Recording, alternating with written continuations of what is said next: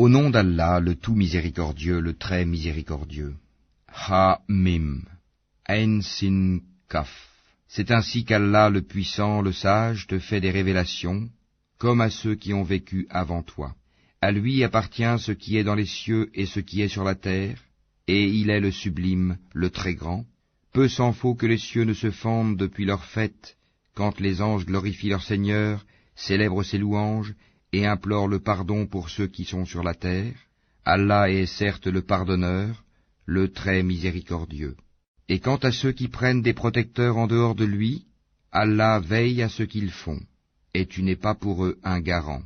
Et c'est ainsi que nous t'avons révélé un Coran arabe, afin que tu avertisses la mère des cités, la Mecque, et ses alentours, et que tu avertisses du jour du rassemblement, sur lequel il n'y a pas de doute, un groupe au paradis, et un groupe dans la fournaise ardente.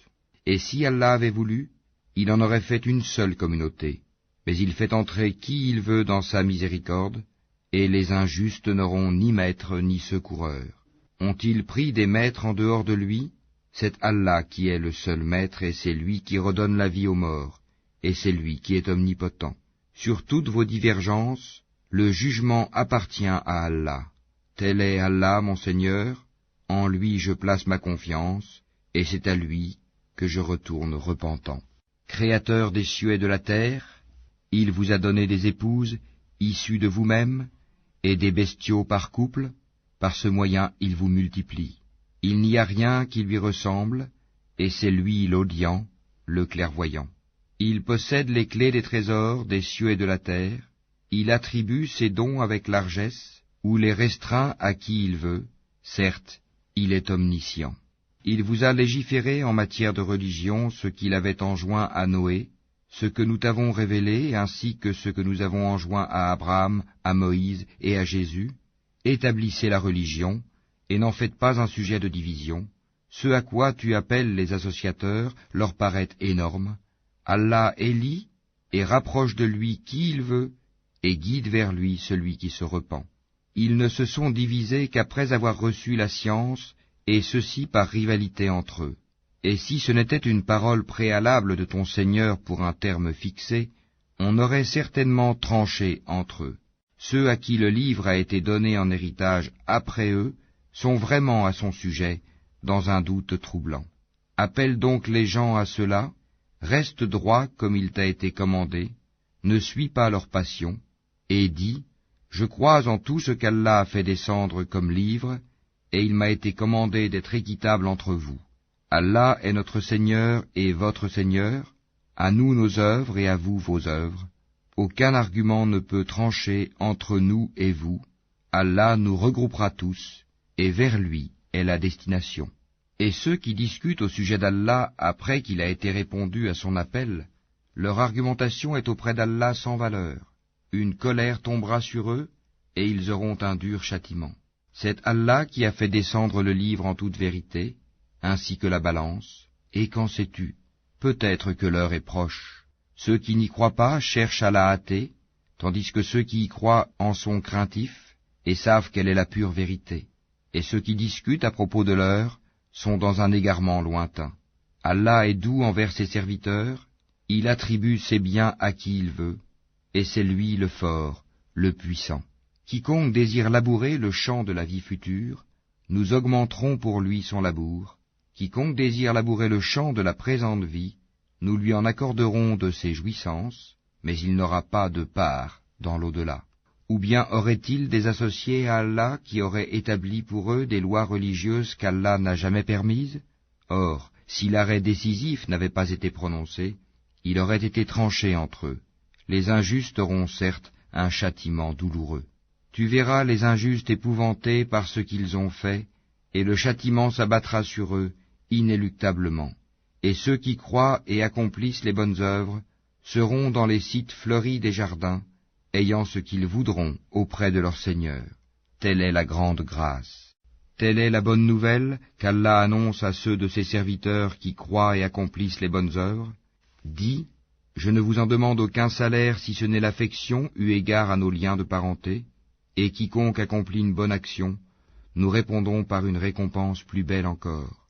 Allah est certes pardonneur et reconnaissant. Ou bien ils disent, il a inventé un mensonge contre Allah. Or si Allah voulait, il scellerait ton cœur. Par ces paroles cependant, Allah efface le faux et confirme le vrai. Il connaît parfaitement le contenu des poitrines. Et c'est lui qui agrée de ses serviteurs le repentir, pardonne les méfaits, et sait ce que vous faites, et exauce les vœux de ceux qui croient et accomplissent les bonnes œuvres, et leur accroît sa faveur, tandis que les mécréants ont un dur châtiment. Si Allah attribuait ses dons avec largesse à tous ses serviteurs, il commettrait des abus sur la terre. Mais il fait descendre avec mesure ce qu'il veut, il connaît parfaitement ses serviteurs, et en est clairvoyant. Et c'est lui qui fait descendre la pluie après qu'on en a désespéré, et répand sa miséricorde, et c'est lui le maître, le digne de louange. Parmi ses preuves est la création des cieux et de la terre, et des êtres vivants qu'il y a disséminés. Il a en outre le pouvoir de les réunir quand il voudra. Tout malheur qui vous atteint est dû à ce que vos mains ont acquis, et il pardonne beaucoup. Vous ne pouvez pas échapper à la puissance d'Allah sur terre, et vous n'avez en dehors d'Allah ni maître ni défenseur. Et parmi ces preuves sont les vaisseaux à travers la mer, semblables à des montagnes.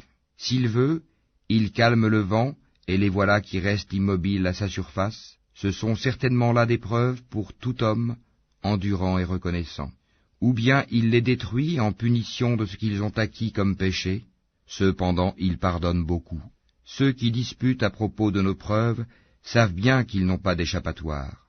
Tout ce qui vous a été donné comme bien n'est que jouissance de la vie présente, mais ce qui est auprès d'Allah est meilleur et plus durable pour ceux qui ont cru et qui placent leur confiance en leur Seigneur, qui évitent de commettre les péchés les plus graves ainsi que les turpitudes, et qui pardonnent après s'être mis en colère, qui répondent à l'appel de leur Seigneur, accomplissent la salate, se consultent entre eux à propos de leurs affaires, dépensent ce que nous leur attribuons, et qui, atteints par l'injustice, ripostent. La sanction d'une mauvaise action est une mauvaise action, une peine identique. Mais quiconque pardonne et réforme, son salaire incombe à Allah. Il n'aime point les injustes.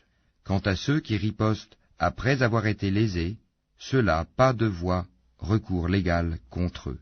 Il n'y a de voie de recours que contre ceux qui lèsent les gens et commettent des abus contrairement au droit sur la terre. Ceux-là auront un châtiment douloureux. Et celui qui endure et pardonne, cela en vérité fait partie des bonnes dispositions et de la résolution dans les affaires. Et quiconque Allah égare n'a aucun protecteur après lui. Cependant, tu verras les injustes dire, en voyant le châtiment, y a-t-il un moyen de retourner sur terre? Et tu les verras exposés devant l'enfer, confondus dans l'avilissement, et regardant d'un œil furtif, tandis que ceux qui ont cru diront, les perdants sont certes ceux qui au jour de la résurrection font leur propre perte et celle de leur famille. Les injustes subiront certes un châtiment permanent. Ils n'auront pas de protecteur en dehors d'Allah pour les secourir, et quiconque Allah égare n'a plus aucune voie. Répondez à l'appel de votre Seigneur, avant que ne vienne un jour dont Allah ne reportera jamais le terme. Ce jour-là, nul refuge pour vous, et vous ne pourrez point nier vos péchés. S'ils se détournent, nous ne t'avons pas envoyé pour assurer leur sauvegarde, tu n'es chargé que de transmettre le message, et lorsque nous faisons goûter à l'homme une miséricorde venant de nous, il en exulte. Mais si un malheur les atteint pour ce que leurs mains ont perpétré, l'homme est alors très ingrat. À Allah appartient la royauté des cieux et de la terre, il crée ce qu'il veut, il fait don de filles à qui il veut, et don de garçons à qui il veut, ou bien il donne à la fois garçons et filles, et il rend stérile qui il veut, il est certes omniscient et omnipotent. Il n'a pas été donné à un mortel qu'Allah lui parle autrement que par révélation, ou de derrière un voile, ou qu'il lui envoie un messager, ange, qui révèle par sa permission ce qu'Allah veut. Il est sublime et sage. Et c'est ainsi que nous t'avons révélé un esprit, le Coran, provenant de notre ordre.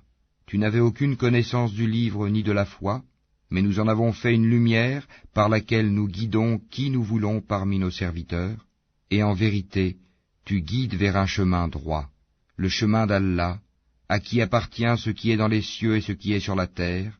Oui, c'est à Allah que s'acheminent toutes les choses.